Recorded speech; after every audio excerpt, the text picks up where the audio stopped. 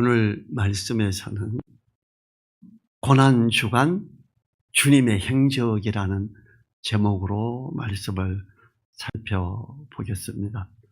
예수님께서 나귀를 타시고 겸손히 예루살렘 성에 입성하신 날, 군중들이 종려나무 가지를 가지고 나가 예루살렘에 입성하시는 예수님을 환영하며 호산나, 하나님의 구원이 이루어진다는 뜻이지 호산나를 외쳤습니다. 그래서 지나간 이번 주일을 종려주일이라 이렇게 말하죠. 예수님의 고난주간 행적을 따라가 보겠습니다.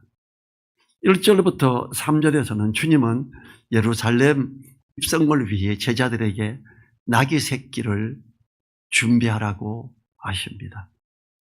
이 나귀 새끼가 나귀와 함께 있는 걸 보리니 풀어서 내게로 끌고 오너라 그래요. 누가 뭐라 그러면 주님이 쓰시겠다고 하라. 그리하면 즉시 보내리라. 이게 쉬울까요? 어떤 짐승이 새끼를 놓잖아요. 아세요? 돼지도 새끼는 참 예쁩니다. 새끼가 귀엽지 않은 건 없는 것 같아요. 심지어 뱀이 살모사는 새끼를 낳습니다. 알을 낳고. 제가 살모가 새끼를 낳는 살모 새끼를 손에 받아봤어요. 그리고 이렇게 손가락에 가면.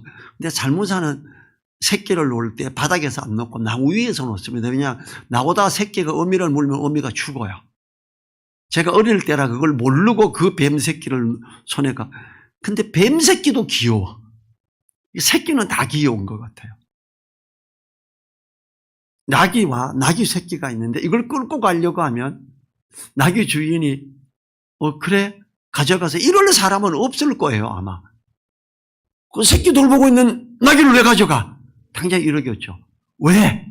그랬더니 주께서 쓰시겠다 그래라. 그래야 하면 즉시 보내리라 이렇게 말을 해요.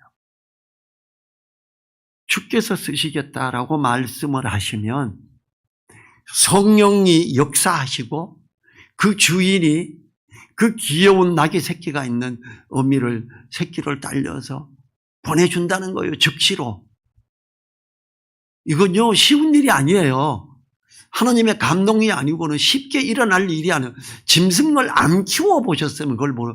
저는 시골에서 소를 항상 키우고 소풀 뜯어오고 소요물 삶고 소가 새끼를 놓으면요 그 새끼가 얼마나 비싼지 아세요? 돈을 엄청 버는 거예요. 이 새끼를 귀하게 해야 돼요. 잘 다뤄야 돼요. 나귀도 마찬가지잖아요. 작은 게 아니잖아요. 그래서 제법 돈이 좀 될 거예요. 이 새끼 잘 키워야 돼요. 그런데 주가 쓰시겠다 하라. 그러면 즉시 보내리라. 놀라운 일이지요. 자, 주님은 이 예루살렘 공식 입성 행사를 위해서 지금 나귀 새끼를 준비하라 그래요. 공식 입성 행사는요, 왕이나 장군이 승리를 거두고 귀환할 때입니다. 이때 왕이나 장군은 말을 타고 위풍당당하게 입성합니다. 말도 잘 빗어서 이렇게 고리 같은 것도 멋있게 장식 달아서 다 천천히 이렇게 좌우 살피면서 이렇게 입성하잖아요. 그런데 나귀 새끼래요. 이 주님은 전쟁에 사용하는, 싸움에 사용하는 말이 아닌 참으로 평안과 농사나 짐수송에 사용되는 나귀를 타십니다. 이것은 주님이 메시아로서의 승리의 왕이신 동시에 평강과 겸손의 왕이심을 나타내는 거지요. 또한 나귀 새끼를 타시면 제자들을 포함하여 사람들이 주님이 전쟁에서 승리하고 나라를 구원할 왕으로 환영하지만 주님은 자신의 몸을 산제물로 바쳐서 하나님과 사람들을 회복시키기 위해 오신 평화의 왕님을 알리려 하시는 거예요. 위에서 놓고 내 말 들어 이런 왕이 아니고 낙이 새끼 작거든요. 낙이 새끼를 타면 아마 양 다리를 밑으로 하면 땅에 닿을지 몰라요. 높이가 거의 똑같아요. 말을 타면 높습니다. 혹시 말 타보셨나요? 저는 말 타봤거든요. 아주 큰 말은 아니지만 말을 타면 걸어오는 사람보다 훨씬 높습니다. 낙이 새끼는 아니에요. 비슷해요.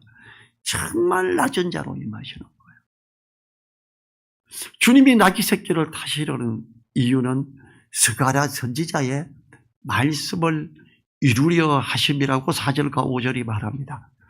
자, 4절에서 이는 선지자로 하신 말씀을 이루려 하심이라 일러스되 시온 딸에게 이르기를 내 왕이 내게 임하리나니 그는 겸손하여 낙이 곧 멍에 매는 짐승의 새끼를 탔도다 하라 하였느니라.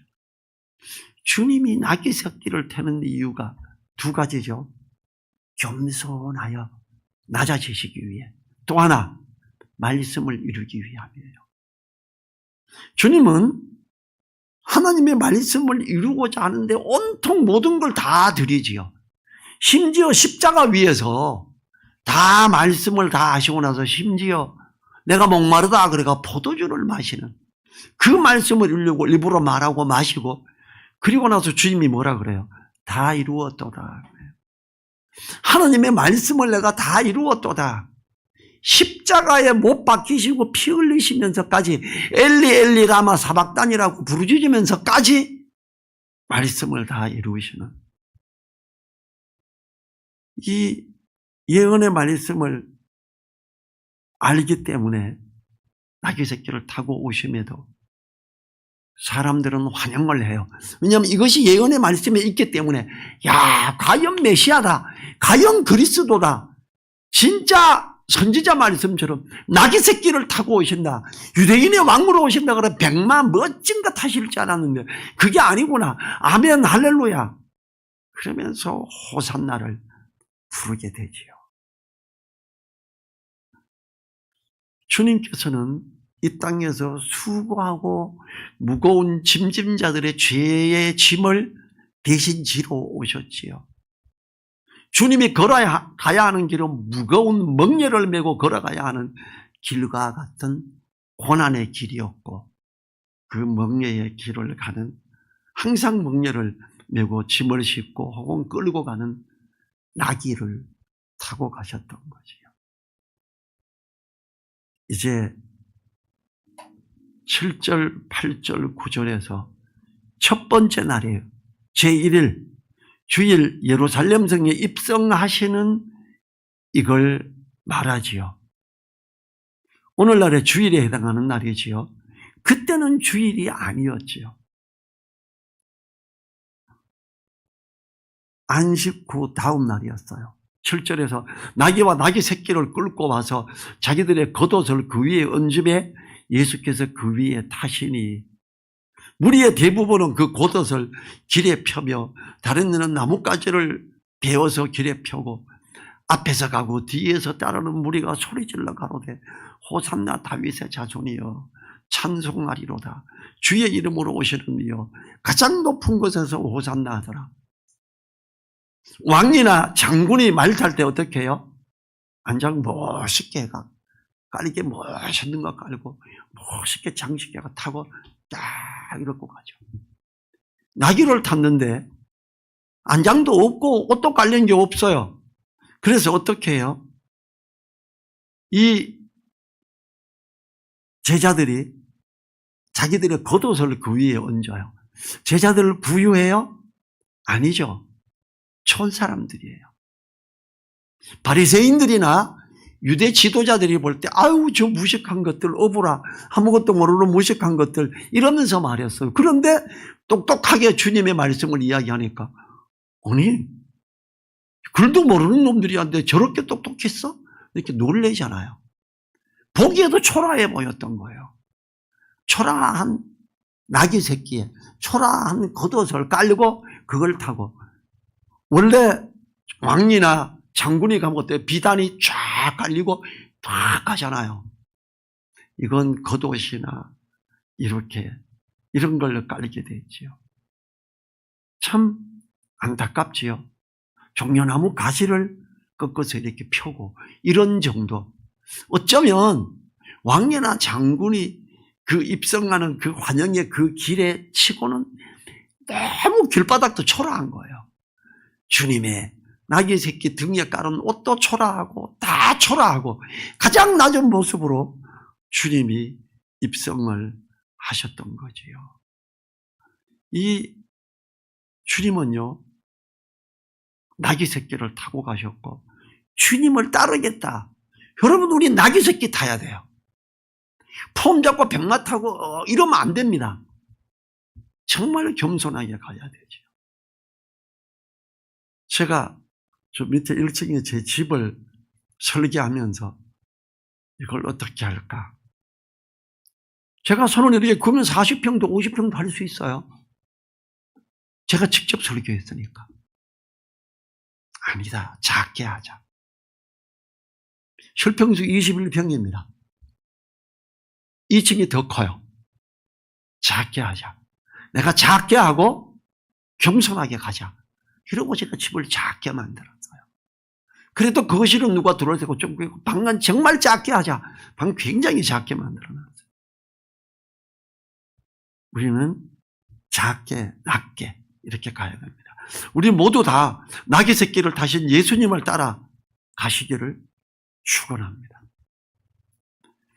제2일째 월요일이죠. 무화과 나무를 저주하고 성전을 정결하게 하시지요. 무화과 나무를 저주하는, 이거는 마가복음 11장 12절부터 14절에 나오는 거예요. 이 열매를 찾으셨습니다. 열매가 없어서 저주하심으로 나무가 말라버렸습니다.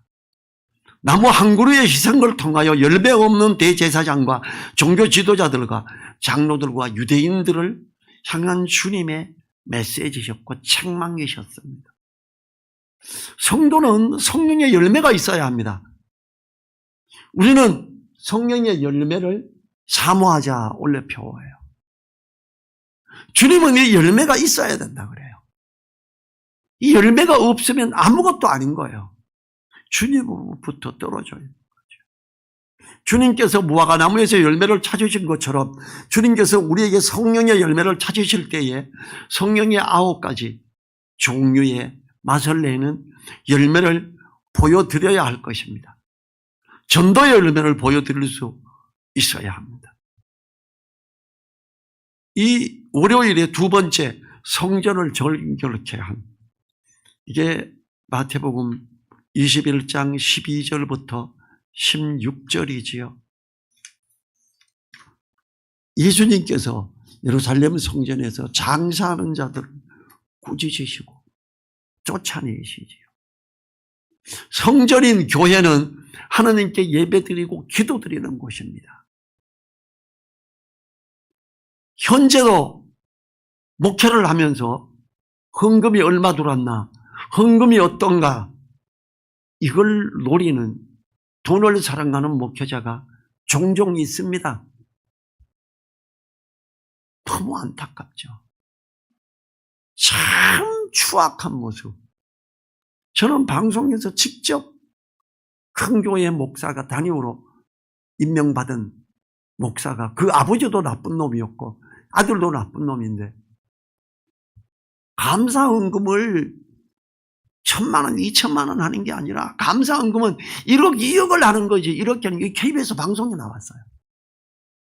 제가 그걸 들을 때 저런 악한 놈이 있나. 근데 그 사람이 참 시계는 너무 비싼 걸 찾고요. 그 아버지하고 아들은 그 성전 교육관 엄청 크게 지었거든요. 대출해서 이자를 많이 내고 있는데 자기네 돈 10억인가 정확하게 기억은 안 나요. 금액이. 교회 건축하는데 빌려주고 이자를 따박따박 계속 받고 있었어요. 그야말로 여기에서 주님이 내어 쫓은 이런 사람들. 기도하는 집이라 일컬음을 받으라 하였고 너희는 강도의 구려를 만드는도다. 이러면 안 됩니다. 정말 안타까운 일이죠.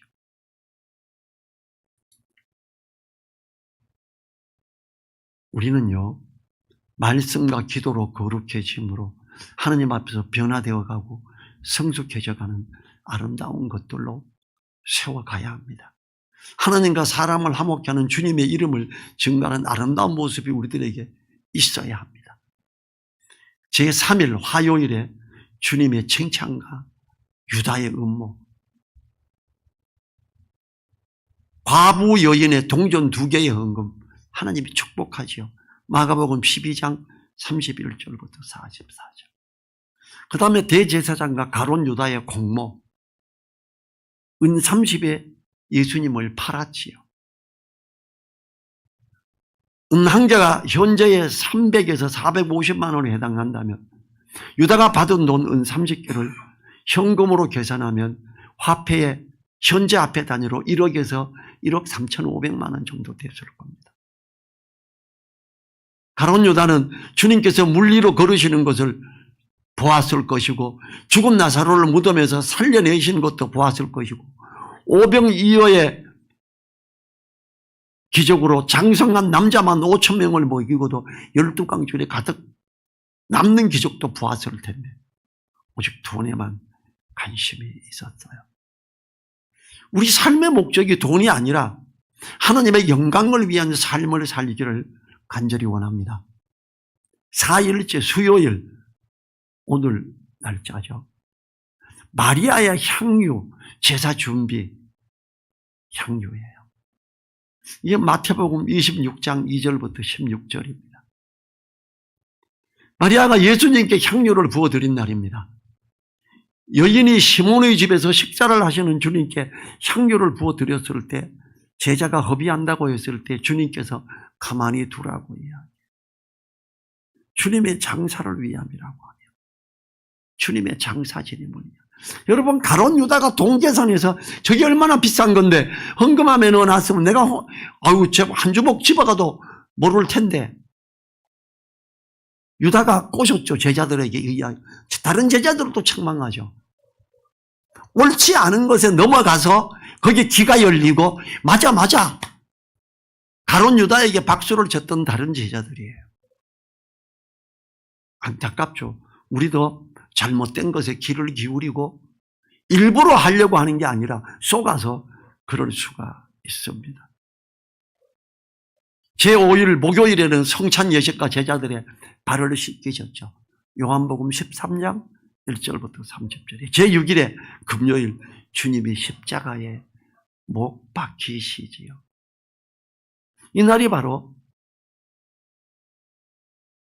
BC 1440년경 애굽에서 모세가 하나님께 언약을 받아 양을 잡아 양의 피를 문설주와 안방에 발라 이스라엘 백성들이 하나님의 10번째 재앙으로부터 살아난 날이고 세상죄를 지고 가는 하나님의 어린 양 예수께서 십자가에 달려 돌아가신 날입니다.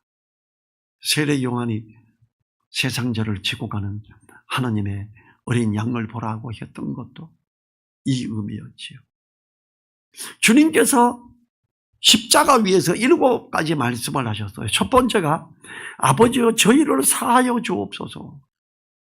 누가복음 23장 34절에서 고통 중에도 주님께서는 십자가에 못 박은 로마 군병과 그리고 주님을 십자가에 못 박게 한 유대 지도자들을 위해 기도했습니다. 두 번째 말씀이 누가복음 23장 43절에 오늘 내가 나와 함께 낙원에 있으리라. 주님을 믿게 되는 그 강도예요. 아무것도 한 게 없어요.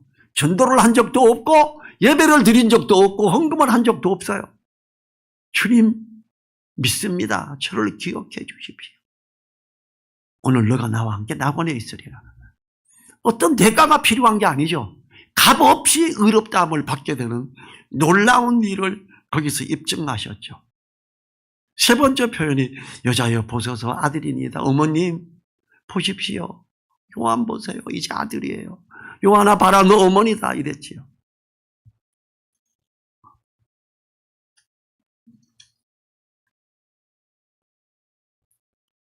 그 다음이 네 번째가 엘리 엘리 라마 사박당이었어요.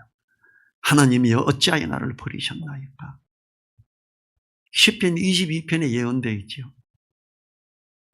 하나님은 주님을 정말로 십자가에 못 박으셨고 정말로 죽이셨어요. 주님이 진짜 버림을 받는 거구나. 진짜 죽는 거였구나. 엘리 엘리 라마 사박다니 그래요. 우리들의 죄를 대신해서 정말로 죽이신 거고 정말로 처형하신 거였어요. 이게 얼마나 감사한 일인가요? 다섯 번째가 내가 목마르다. 말씀을 이루기 위해서 이렇게 내가 목마르다 이랬지요. 여섯 번째가 다 이루었다. 일곱 번째가 아버지여 내 영혼을 아버지 손에 부탁하나이다. 예수님께서는 죽음, 생명, 영혼 모두를 하나님께 맡기셨습니다. 고난주간을 맞이하여 예수님의 고난의 행적을 기억해 보지요. 주님의 고난을 깊이 생각하는 한 주간이 마무리되기를 바라요. 만왕의 왕이신 주님께서 낮은 모습으로 겸손히 나귀를 타시고 예루살렘에 입성하신 주님의 겸손을 우리는 본받아야 됩니다. 예수님께서 성도들을 새 예루살렘과 새 하늘과 새 땅에 하느님 나라로 인도하실 것을 믿습니다. 예수님께서 열매를 찾으실 때 성경의 열매를 보여드릴 수 있기를 간절히 원합니다. 하나님의 성전인 우리의 몸을 성령이 임하실 수 있도록 항상 말씀과 기도로 성결케 하시기를 원합니다. 성찬식과 주님의 발에 씻기심을 기억하여 주님의 희생과 겸손을 배우고 실천해야 됩니다. 죄 없으시고 흠 없으신 예수님께서 우리의 죄를 대신하여 대속의 희생제물로 십자가를 지시고 골고다 언덕에 올라가 십자가에 못 박혀 돌아가신 날은 애굽에서 유월절 양 잡은 날과 같은 날. 애굽의 양은 이스라엘 백성을 위함이지만 하나님의 어린 양 예수님의 죽으심은 온 인류의 구원을 위함입니다. 하나님이 사람의 모습으로 오셔서 유월절 날 조롱을 당하시고 참혹한 십자가 위에서 돌아가신 것은 우리를 사랑하심의 절정이었지요. 우리가 고난주간을 경건히 보내고 다음 주일 기쁨으로 부활절을 맞이하시기를 바랍니다. 기도하겠습니다. 하나님 감사합니다. 주님이 정말 낮은 자로 오셨고 낮은 자로 입성하셨고 정말 가장 낮은 모습으로 사망을 이기시고 살아날 걸 아시면서 그래서 죽어야 되는구나 피 흘리자 그리고 직접 십자가로 나아가셨던 주님 감사합니다. 그 주님의 사랑하심, 주님의 은혜, 값없이 의롭다함을 주시는 내가 오늘 나와 함께 낙원에 있으리라고 하셨던 그 주님의 말씀, 그게 우리에게 적용됨을 인내 감사드리고 찬양합니다. 높임을 받으시옵소서. 감사드리며 예수님 이름으로 기도했습니다. 아멘. 주기도문으로 같이 마칩니다.